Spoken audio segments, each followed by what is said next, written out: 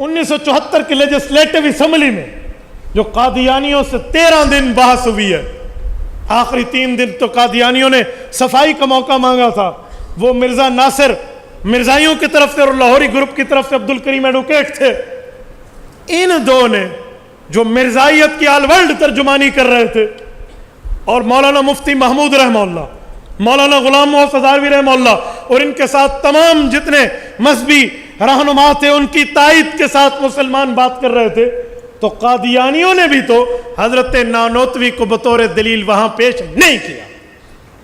جھوٹ بولتا ہے جو کہتا ہے کیا، آپ ثابت کریں۔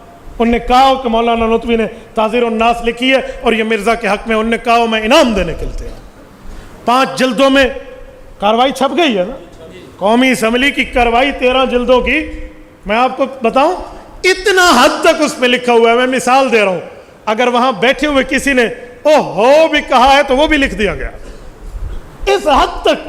آپ کبھی کٹہرے کو دیکھیں نا، کمرہ عدالت کو، وہاں اسٹینو ہر وہ بات لکھ رہا ہوتا ہے جو عدالت میں ہو رہی ہوتی، یہ اسمبلی میں ایک لفظ لکھا جا رہا ہوتا۔ آپ کیسے کہتے ہیں؟ قادیانی نے تو وہاں تک پیش نہیں کیا، ہاں کسی اکے دکے نے آج کل پیش کر دیا گیا ہے تو اس مخالف کی محنت کی وجہ سے پیش کیا ہے، ورنہ قادیانیوں نے پیش نہیں کیا۔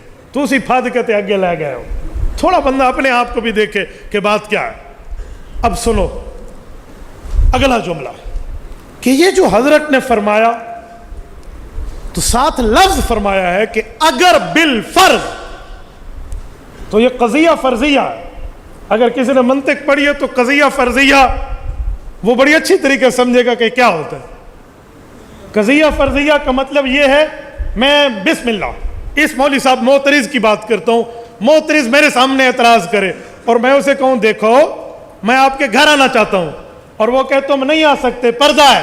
میں کہتا ہوں بالفرض آپ نے مجھے بیٹی کا رشتہ دیا ہے، پھر تو پردہ نہیں ہوگا۔ کہے گا ہاں بالفرض پھر دیا ہے تو نہیں ہوگا، تو یہ بالفرض کہنے سے وہ مجھے اپنا داماد مان لے گا؟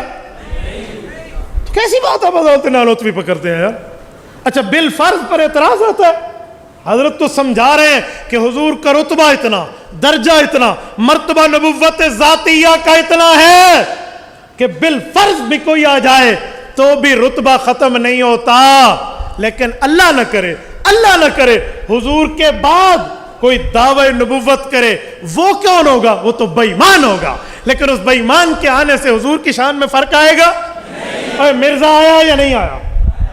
یہ سلاسون کذابون دجالون میں اکثریت آ گئی ہے، تو کیا ان بے ایمانین کے آنے سے نبوت میں کوئی فرق آیا ہے؟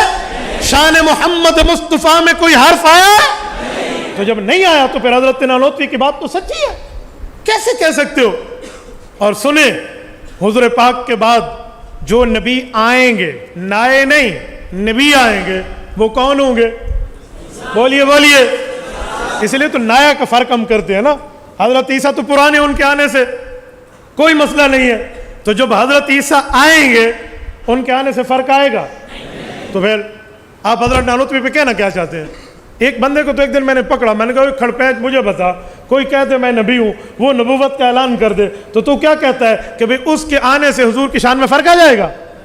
کہتے ہیں نہیں آئے گا۔ میں نے کہا یہی بات تو حضرت نانوتوی کہتے ہیں، یہی بات تو حضرت نانوتوی، یا تو حضرت نانوتوی کو بھی اپنی جگہ ٹھہرا کے وہ بھی مسلمان ہے، اور یا خود کو بھی ادھر لے جاؤ اور اپنے پہ فتوی کفر ڈال دے۔ یہ کیا بات ہے؟ جو بات تم کرو تو ٹھیک ہے، حضرت نانوتوی کرے تو غلط ہے، یوں نہیں ہوگا۔